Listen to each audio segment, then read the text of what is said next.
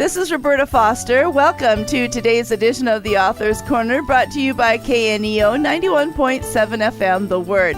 Today, I welcome Rush Witt to Author's Corner.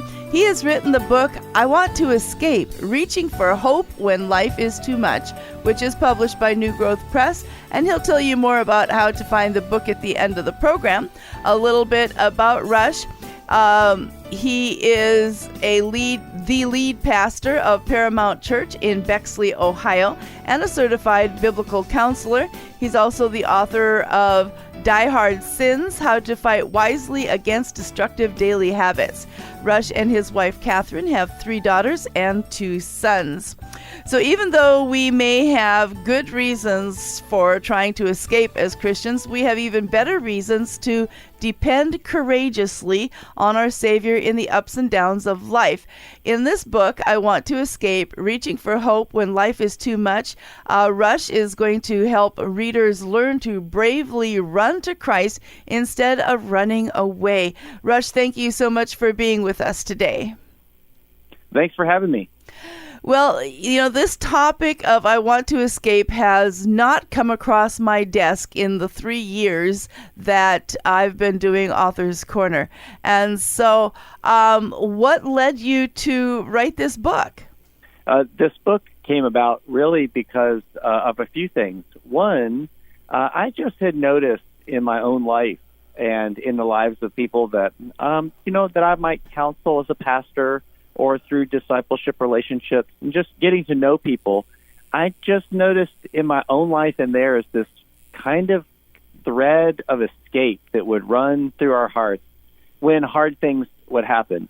And then when the COVID-19 pandemic came along, it really heightened a lot of that for me because there were all kinds of just big pressures and challenges. There were challenges within my church, like there were in every church, and big social issues were rising up, even in the streets of our town. And there were just so many hard things happening all at once that it really brought to the surface even more this feeling of just wanting to escape when hard things happen. And so as I noticed that, I just realized how much I needed help with that. And so I thought, a good way to try to explore this some more and even help myself, and maybe I could help other people at the same time, is just to work through this in a short book. And so New Growth Press was very kind to work with me on this book, and they've done a fantastic job in all respects. And so I'm just really happy this book is available because I think so many people deal with escapism and wanting to escape maybe even on a daily basis for many of us. Well, it is a book of smaller size, and so therefore it's not very overwhelming to think about picking it up and reading and learning more about this issue of escapism. So in your book, you talk about 4 common ways that we seek to escape, and then rather than trust God, because that's really what we're running away from, is learning how to trust God when we feel like we need to escape from the world's issues. I like to make clear right on the front end of this topic is that in a book like this, we're really talking about the experience of spiritual escape, of the ways that we try to escape when certain things are happening within us or we're feeling pressures in life. But there are also, it's important to remember there are also certain situations that we could find ourselves in when a different kind of escape is absolutely appropriate. Yeah. If we are in some kind of danger, physical danger of someone else, then absolutely we need to get space, move away, escape that situation, but escape the situation so that we then could perhaps deal with it in godly ways, ways that would please God and would be good for us. But throughout the book, what we're really talking about is this the different ways that we tend to try to escape when heavy pressures are on us or we're feeling conflict with another person. And you're right that really what we're talking about is how can we trust God in those moments. One of the things that this book discusses at length is a basic kind of plan for what to do when that happens. And that plan is easy to remember, even just with 3 words: pray, believe, act. And I always need some kind of simple, straightforward plan to help me in those times, because sometimes I'm not thinking clearly when pressures are high. But those are three things that this book can help any reader do is to pray with the humility that we need to depend on God, not to become independent, and to help to believe what's really true in the gospel. What kind of hope do we have? I think for most of us, our gospel is really too small. The gospel offers us so much hope and help. We often overlook some of it, at least. And then to act with what I call courageous dependence, which is really getting at what you're asking in the idea that we need to trust God in the midst of these situations. And so what does courageous dependence look like? Go over those. You have three different aspects of that that helps us to be courageous in the ways of our life, so that we don't run to an escapism. Sure, yeah. So really, I think a good way to understand courageous dependence is actually to look at what is the opposite of it, which we experience when these situations come up in our lives. So for me, when my life gets really difficult, or I'm facing a really strong temptation or trial, again, feeling the pressures of life, wrestling with something deep and serious, I tend to lose my courage, or I tend to become discouraged rather than having courage to move forward through it and to face it. And so that's one way that I tend to go wrong.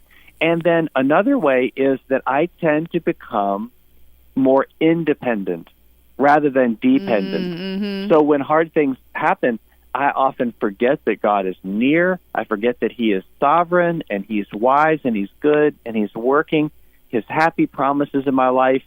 And as a result of that, I think maybe I need to take control of my life. Maybe He's not around. Maybe He's not helping me. But in reality, the solution then, and the direction that we try to move in through this book, is toward courageous dependence, to regain the courage that we have because God loves us and He cares for us, and Christians belong to Him through the gospel, but also to regain a dependence on Him as the one who ultimately can help us in these times. Well, we're going to talk with Rush Witt more about I Want to Escape, Reaching for Hope When Life is Too Much. It's published by New Growth Press, and you're listening to Author's Corner on 91.7. And if you miss any part of today's interview or would just like to hear it again, you can find it on the various podcasts, including Apple Podcasts, Spotify, or wherever you get your podcasts. And so, Rush, as I was looking over the book, you provide 4 common ways that we seek to escape. Can you tell us those 4 D words? Sure, yeah. To make them easy to remember, they all start with the letter D, but there are lots of different ways that we could talk about our experience with escape.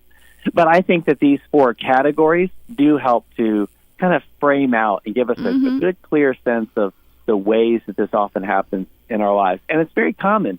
Key passage, 1 Corinthians 10:13, that runs throughout this book, reminds us that no temptation or trial has overtaken us except as is common to man. And that little phrase, common to man, has been a real comfort to me in many situations like this, because it reminds me that what I'm going through is not unique. It's not a hopeless case. It's not something that no one else can understand, but rather this is what everybody goes through in one way or another. And so, for instance, one way that we all tend to escape or deal with difficult trouble and temptations is to deny it, or maybe we say ignore it. We think that if I can just deny that this exists, or pretend that it exists, or sweep it under the rug in some way, that then it's out of my way. It's going to be okay in the end if I just move away from it. But as we all know, when we sweep things like that under the rug, they tend to come right back out, and they come out often bigger and worse. And so that's not a helpful way for us to handle the challenges that we face. Another way that I talk about is through distraction. This is one that's very obvious to us. I mean, we live in a world of distractions now with social media and, streaming services. There's always something we have easy access to sort of numb our senses, distract ourselves for a while. Mm-hmm. We just have so many options. And again, it leads us to a place where these problems that we are feeling are festering. They're getting worse all along the way. Now, there's nothing wrong with watching Netflix. There's nothing wrong with binging a show that we love until it becomes a way to avoid dealing with real life in godly ways, because God brings these challenges into our lives for good reasons. And then a couple of other ways is sometimes we do something that might be like deflecting or even destroying. That's more like where when anxiety is in my heart boils over, and I start to kind of lash out at the people around me. And rather than dealing with problems and conflicts maybe in constructive ways, I lash out at them as though they are the ultimate problem, rather than seeing that it's really my own heart that needs the help and comfort of the gospel in this moment. And then the last is the ultimate and final kind of escape that is tragically common now, and that is longing for death or suicide. And of course, we encourage anyone who is feeling the temptation to self-harm or even to escape in this most extreme form, to reach out to a trusted pastor or biblical counselor, compassionate Christian friend. Even in serious cases, someone may need to call 911 or another emergency hotline to get the help and support that's needed, so that we can regroup and then focus on the problems that we face in constructive, biblical, godly ways. Mm-hmm. Well, one of the things you talked about in the testimony with your wife was actually being able to come to the root cause of our stress and anxiety, and just how important that is. Because once we know that, then we have a whole lot more ability to get beyond wanting to escape, don't we? That's right. Yeah, I think that's exactly right. We need to get to the heart of the issue. Mm-hmm. And so as we come to a close, one of the things you have at the end of each chapter, tell us about how you help us to apply what we've read. Yeah, at the end of each chapter, because it's really important to have some practical steps that we can take. And for those who read the book because they're feeling their own kind of escapism, these applications need to be something that's doable, something that's straightforward. And so at the end of each chapter, there are some questions for reflection to help us think through kind of our own instinct to escape, and then also some applications, like personal applications, so that we can make some practical progress immediately and start to deal with these challenges that we're facing rather than escape from them. So I think this book will be a big help to a lot of people who struggle like I do with wanting to escape when hard things happen. Well, I'm talking today with Rush Witt, the author of I Want to Escape, Reaching for Hope When Life is Too Much, which is published by New Growth Press. And so, Rush, how can people find out about this book and the other that you've written? Well, this book and also Die Hard Sins are available anywhere that you would typically buy books. You can certainly find them on Amazon, or you could go to newgrowthpress.com.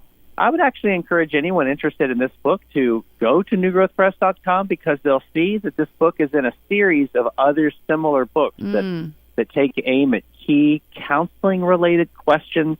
If you're ever wondering about a certain question in your life, and maybe what would a faithful biblical counselor say about this struggle of mine, this series is growing, and it's a good way to get some of that truth in a short form. All these books are pretty short and easy to read, and it can be just what somebody needs to get going when they feel stuck or they have some lingering question that needs to be answered in that way.